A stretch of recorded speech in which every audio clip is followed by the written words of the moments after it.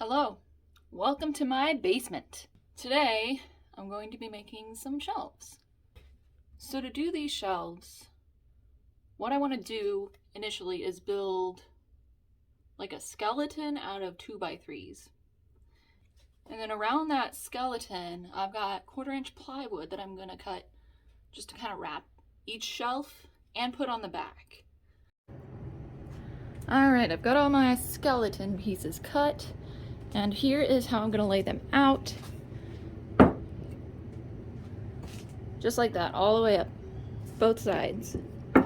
There's a little over a foot, or there will be, of space in between each shelf. There will only be 3 shelves and a top.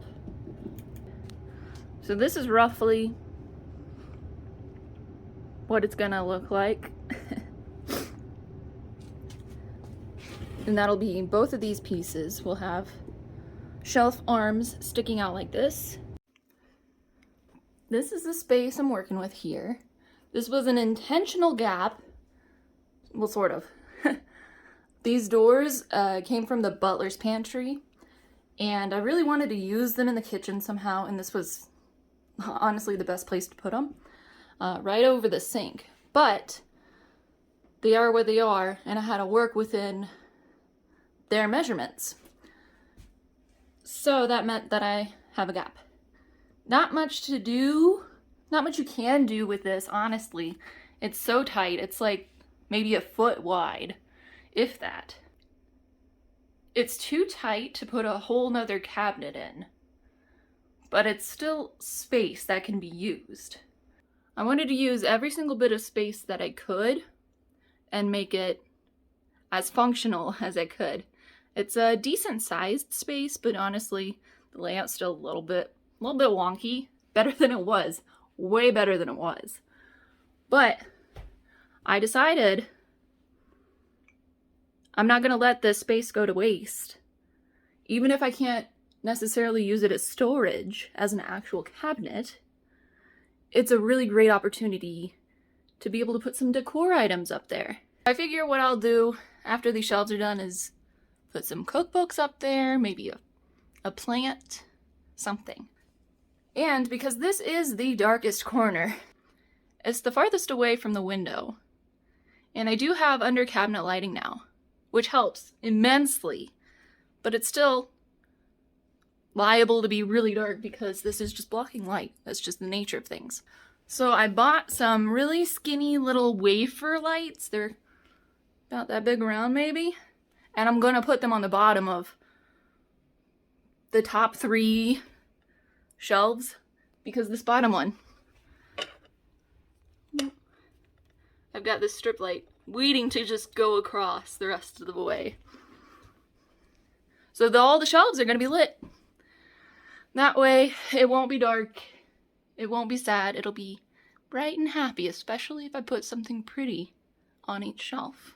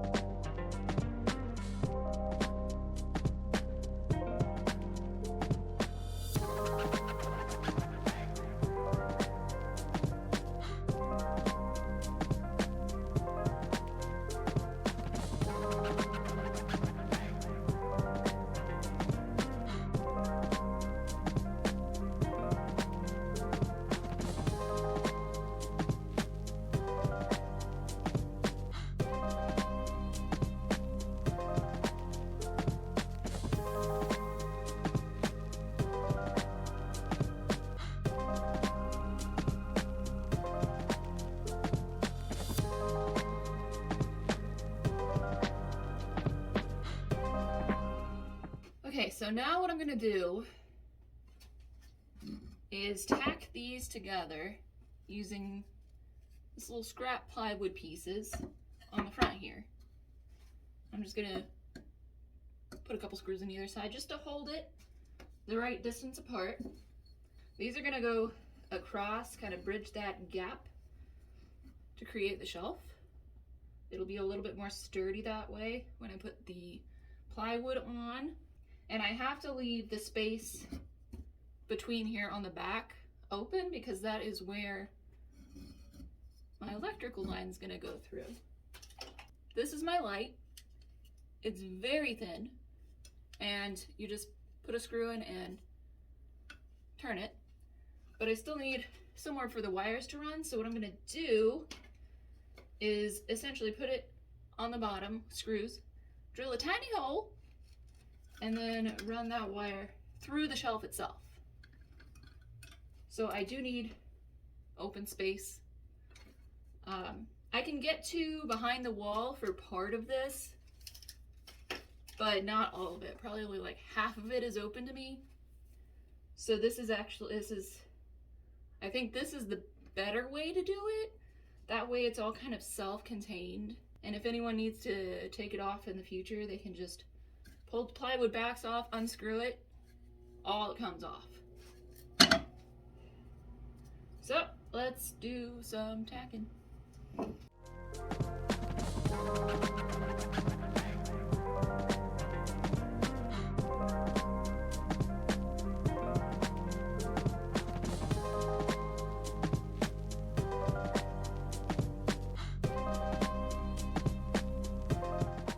Well, I just took this upstairs to make sure it would fit in the space, and I'm glad I did because it did not. So what I'm going to do now is cut these down just a little bit. I think I only need 1/4 of an inch off, which is frustrating because I thought I'd given myself an extra 1/4 inch wiggle room. This is kind of the name of the game, and you just got to be aware of that and know your own flaws, and mine is math. So I'm going to cut these, move these, and get back to it. All right, we are shortened, moved, tested, and we fit.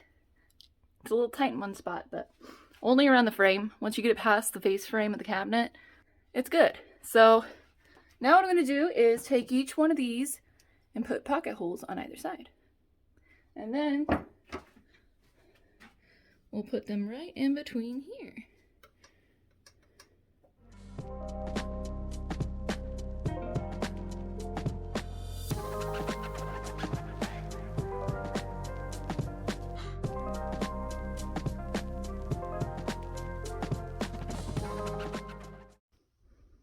Here she is. Now these pieces are going to be removed. So now, I guess I need to put it on the wall. But there's a couple other things I want to do first. So I'm going to do those tomorrow. So I've got my first measurements, which is top and bottom of the shelves. I'm going to cut these out first and then see what the actual true measurement will be for the backs and the fronts. I could cut it all out now, but I know that would be a mistake. Now I'm going to test my stain. Got all my pieces cut out, but I'm not sure which side is going to be the pretty side because this side is a little yellower, this side's a little bit more red. So this is a scrap. Figure out which side we like better. This is Dark Walnut Stain by Minwax.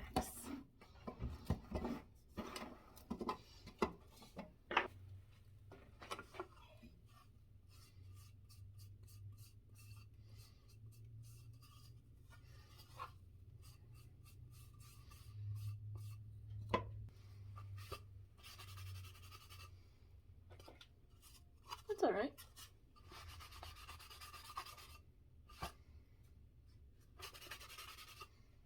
Looks like it is the same for both sides.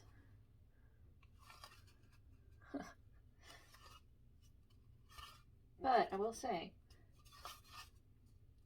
I think I like the reddish side better, which I did not expect.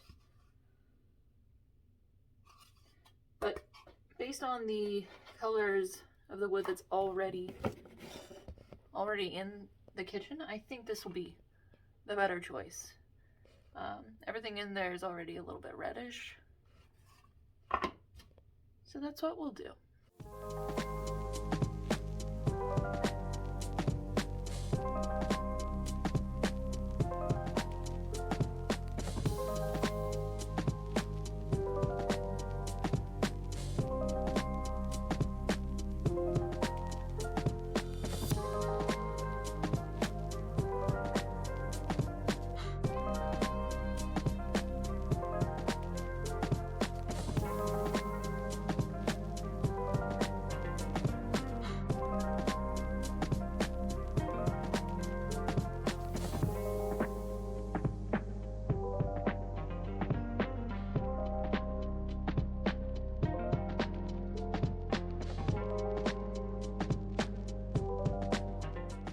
And these will be ready to coat in the morning.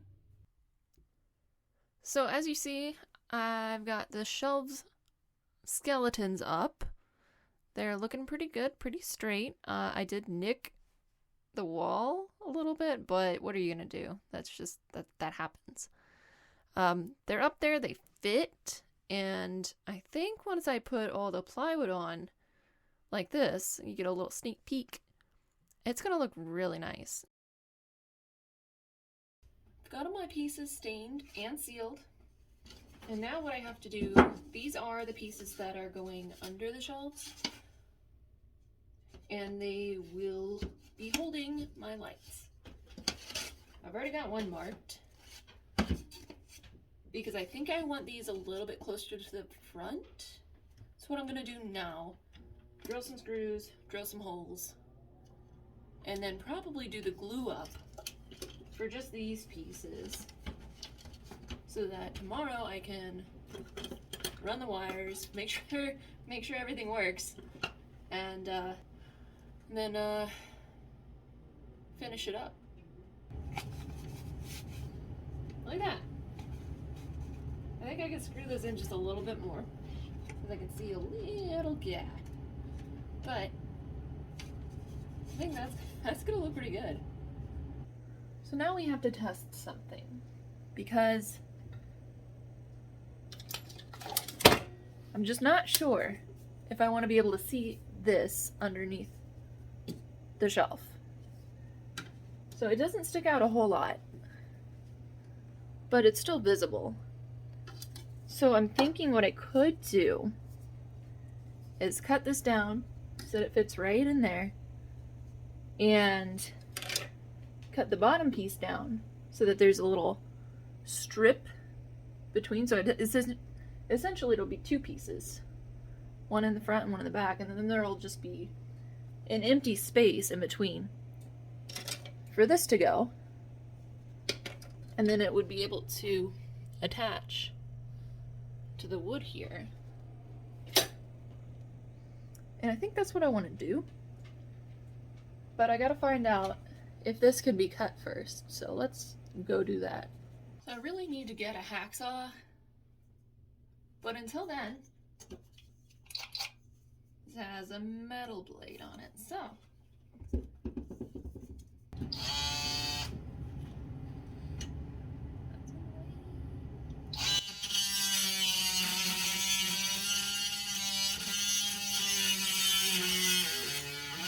there we go. Sweet. Okay, now I'm gonna find out if I can cut the plastic. I'm gonna try to use a utility knife. I'm gonna score this on both sides where I need it at about 9 inches, and then try to snap it.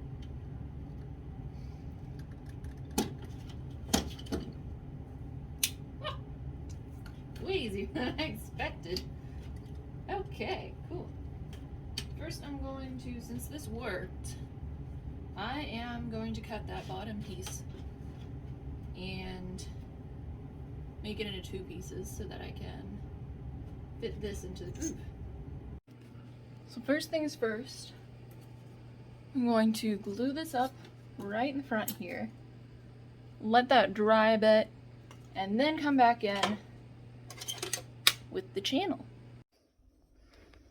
Well, I have nothing against that. That looks fine. Yeah. I think you can barely see it, so we're gonna keep it like that. If I don't like it later, I can just take the plastic piece off. But for now, I think it's good.